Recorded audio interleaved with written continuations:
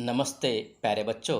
आज के इस वीडियो में आपके पाठ्य पुस्तक का चौथा पाठ आदर्श बदला को पढ़ते हैं, उसका अध्ययन करते हैं। इसके पहले वाले वीडियो में इस पाठ की पार्श्वभूमि देखिए। बच्चों, कहानी प्रारंभ करने से पहले लेखक का परिचय प्राप्त करते हैं, जो इस तरह है। आपके पाठ्य पुस्तक में देखिए, आपके स्क्रीन पर देख लीजिए। सुदर्शन जी का जन्म 29 मई 1895 को सियालकोट में हुआ। आपका वास्तविक नाम बद्रीनाथ है। आपने प्रेमचंद की लेखन परंपरा को आगे बढ़ाया है। साहित्य को लेकर आपका दृष्टिकोण सुधारवादी रहा। आपकी रचनाएं आदर्श उन्मुख यथार्थवाद को रेखांकित करती है। साहित्य सर्जन के अतिरिक्त आपने हिंदी फिल्मों की पटकथाएं और गीत भी लिखे हैं। हार की जीत आपकी प्रथम कहानी है और हिंदी साहित्य में विशिष्ट स्थान रखती है। आपकी कहानियों की भाषा सरल, पात्रानुकूल तथा प्रभाव उत्पादक है। आपकी कहानियाँ घटना प्रधान है। रचनाओं में प्रयुक्त मुहावरे आपके साहित्यिक भाषा को जीवितता और कथ्य को प्रखरता प्रदान करते हैं। आपका निधन 9 मार्च सन 1967 में। बच्चों, सुदर्शन प्रेमचंद की परंपरा को आगे ले जाने वाले प्रसिद्ध साहित्यकारों में से एक है। तो प्रेमचंद की क्या परंपरा थी? बहुत सीमित मैं कहना चाहूँगा। प्रेमचंद महात्मा गांधी के आदर्शात्मक मूल्यों को अपने कहानियों के माध्यम से चित्रित करते हैं और उन्हीं मूल्यों को प्रेमचंद के बाद सुदर्शन अपनी कहानियों से चित्रित करते हैं। ये उनकी परंपरा है। बच्चों, अब उनकी प्रमुख कृतियों की चर्चा करते हैं, जो आपकी स्क्रीन पर आप देख लीजिए। प्रमुख कृतियाँ: पुष्पलता, सुदर्शन सुधा, तीर्थ यात्रा, पनघट। यानी सुदर्शन ने अपने जीवन में 4 कहानी संग्रह लिखे हैं। सिकंदर, भाग्यचक्र 2 नाटक लिखे हैं। भागवती एक उपन्यास लिखे हैं। ऑनररी मैजिस्ट्रेट ये प्रहसन है। यानी कुल मिलाकर इतना विपुल साहित्य सुदर्शन ने अपने जीवन काल में लिखा है। अब हम विधा परिचय देखते हैं। आपकी स्क्रीन पर है, देख लीजिए। कहानी भारतीय साहित्य की प्राचीन विधा है। कहानी जीवन का मार्गदर्शन करती है, जीवन के प्रसंगों को उद्घाटित करती है, मन को बहलाती है। अंततः कहानी विधा का विभिन्न उद्देश्यों के अनुसार वर्गीकरण किया जाता है। सरल सीधी भाषा, मुहावरों का सटीक प्रयोग, प्रभावमान शैली कहानी की प्रभावोत्पादकता को वृद्धिंगत करती है। बच्चों, भारतीय समाज व्यवस्था में कहानी का ऐसी विधा है जो प्रिंट मीडिया के पहले दादा दादी नाना नानी अपने बच्चों को कहानी सुनाते थे, बच्चों का मनोरंजन करने के लिए या सुलाने के लिए। लेकिन प्रेमचंद ने इस कहानी के उद्देश्य को बदला और कहानी को जनमानस के जीवन के प्रसंगों के साथ, समस्याओं के साथ जोड़ने का प्रयास प्रेमचंद ने किया है और उन्हीं परंपराओं को सुदर्शन अपने साहित्य के माध्यम से करते हैं। इसीलिए उनका महत्व रह चुका है। अब देखिए, पाठ परिचय यानी प्रस्तुत पाठ के माध्यम से लेखक सुदर्शन हमें क्या कहना चाहते हैं, कौन सी सीख देना चाहते हैं, बराबर है। तो देख लीजिए, आप क्या है यहाँ लिखा हुआ है। देखिए, प्रस्तुत पाठ में लेखक ने बदला शब्द को अलग ढंग से व्याख्यायित करने का प्रयास किया है। यदि वह बदला किसी के मन में उत्पन्न हिंसा को समाप्त कर उसे जीवन का सम्मान करने की सीख देता है तो वह आदर्श बदला कहलाता है। बचपन में बैजू अपने पिता को भजन गाने के कारण तानसेन की क्रूरता का शिकार हुआ देखता है, परंतु वही बैजू तानसेन को संगीत की प्रतियोगिता में पराजित कर उसे जीवन दान देता है और संगीत का सच्चा साधक सिद्ध होता है। कलाकार को अपनी कला पर अहंकार नहीं करना चाहिए।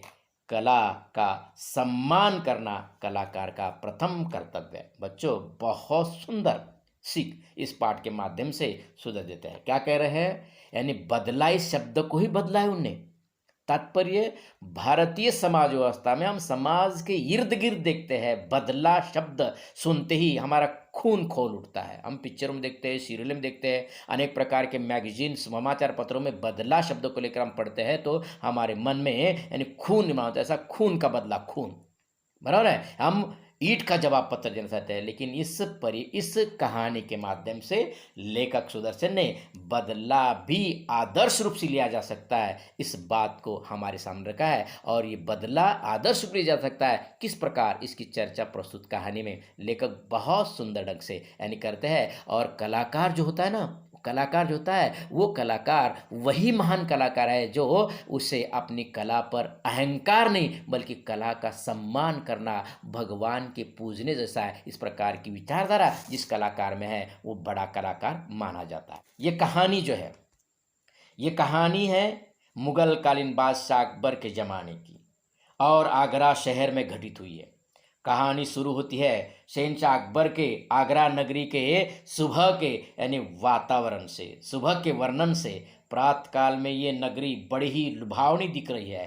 पेड़, पक्षी, फूल, पौधे, प्रकृति का एक एक अंग अंग हिस्से में सभी में खुशी की लहर दौड़ रही है। और प्रभात के इस मंगलमय वातावरण में साधु की मंडली भजन गाते हुए प्रभु का नाम स्मरण करते करते अनजाने में इस नगरी में प्रवेश करते हैं और प्रभु के नाम स्मरण में मगन, भजन की तल्लीनता में दंग ये साधु सन्यासी संसार की मोह माया को छोड़ प्रभु के ही चरणों में अपनी पूरी जिंदगी समर्पित करने वाले ये साधु सन्यासी वो तो निष्पाप थे, निर्मोही थे, अनजाने थे, परंतु हाय रे किस्मत, अब उनके साथ जल्द ही कुछ अघटित यानी घटने वाला था। तो आइए यानी कहानी का प्रकट वाचन को प्रारंभ करते हैं। देखिए आपकी किताब में प्रभात का समय था। आसमान से बरसती हुई प्रकाश की किरणें संसार पर नवीन जीवन की वर्षा कर रही थी। 12 घंटों के लगातार संग्राम के बाद प्रकाश ने अंधेरे पर विजय पाई थी। इस खुशी में यानी फूल झूम रहे थे, पक्षी मीठे गीत गा रहे थे, पेड़ों की शाखाएं खिलती थी और पत्ते तालियां बजाते थे। चारों तरफ खुशियां झूमती थी, चारों तरफ गीत गूंजते थे। इतने में साधुओं की एक मंडली शहर के अंदर दाखिल हुई। उनका ख्याल था मन बड़ा चंचल है, अगर इसे काम न हो तो वह इधर उधर भटक लगता है और अपने स्वामी को विनाश की खाई में गिराकर नष्ट यानी कर डालता है। इसे भक्ति की जंजीरों में जकड़ देना चाहिए, साधु गाते थे। सुमर सुमर भगवान को, मूर्ख मत खाली छोड़ इस मन को। बहुत सुंदर। सुमर सुमर भगवान को, मूर्ख मत खाली छोड़ इस मन को। जब संसार को त्याग चुके थे उन्हें सुर ताल की क्या परवाह थी। कोई ऊंचे स्वर में गाता था, कोई मुंह में गुनगुनाता था और लोग क्या कहते हैं इन्हें इसकी जरा भी चिंता न थी। वे अपने राग में मगन थे। सिपाहियों ने आकर घेर लिया, हथकड़ियाँ लगाकर अकबर बादशाह के दरबार में ले चले। वाह, ये वह समय था जब भारत में अकबर की तूती बोलती थी और उसके मशहूर रागी तानसेन ने ये कानून बनवा दिया था कि जो आदमी राग विद्या में उसकी बराबरी न कर सके वह आगरे की सीमा में गीत न गाए और जो गाए उसे मौत की सज़ा दी जाए। बेचारे बनवासी साधुओं को पता ही नहीं था, परंतु अज्ञान भी अपराध है। मुकदमा दरबार में पेश हुआ। तानसेन ने राग विद्या के कुछ प्रश्न किए। साधु उत्तर में मुंह ताकने लगे। अकबर के होठ हिले और सभी साधु तानसेन की दया पर यानी छोड़ दिए गए। दया निर्बल थी, वह इतना भार न सहन न कर सकी। मृत्युदंड की आज्ञा हुई। केवल एक 10 वर्ष का बच्चा छोड़ दिया गया। बच्चा है, इसका क्या दोष है, यदि है भी तो क्षमा योग्य है। इसका भावार्थ देखते हैं। इस प्रकार बच्चों प्रभु के गीत गुनगुनाते प्रभु का नाम स्मरण करने में मगन इन दुर्दैवी साधुओं की टोली ने उनके लिए मौत की खाई बनने वाली आगरा नगरी में प्रवेश कर लिया। कैसे प्रवेश कर लिया ये उन्हें भी पता ही नहीं चला। ये भी बात नहीं जानते थे कि यहाँ का तानसेन ने बनाया हुआ जो कानून नियम है गान विद्या के बारे में वो कितना अजीब है, कितना जानलेवा है। ये उनके लिए साबित हो सकता है क्योंकि इन साधुओं की यानी टोली ने तो अनजाने में आगरे शहर में प्रवेश यानी प्रवेश तो किया था और भजन में मगन ये अनजाने साधु अकबर के दरबार की तरफ बढ़ते जा रहे थे, मौत की खाई की तरफ बढ़ रहे थे। और अचानक बादशाह अकबर के सिपाही उन्हें पकड़ लेते हैं और शहंशाह के सामने पेश करते हैं। इन बंदी बनाए गए साधुओं का तानसेन संगीत विद्या संबंधी तरह तरह के उल्टे सीधे असमंजस में डालने वाले प्रश्न पूछकर उन्हें उलझा देते हैं। साधु की मंडली में एक भी साधु तानसेन के द्वारा पूछे गए प्रश्नों का जवाब नहीं दे सकता है।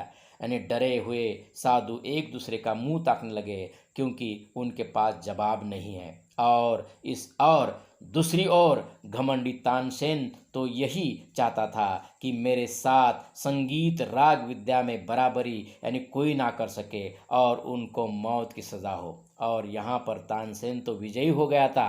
विजयी तानसेन के कहने पर सम्राट अकबर के द्वारा उन निष्पाप साधुओं को मृत्युदंड की सज़ा सुनाई गई।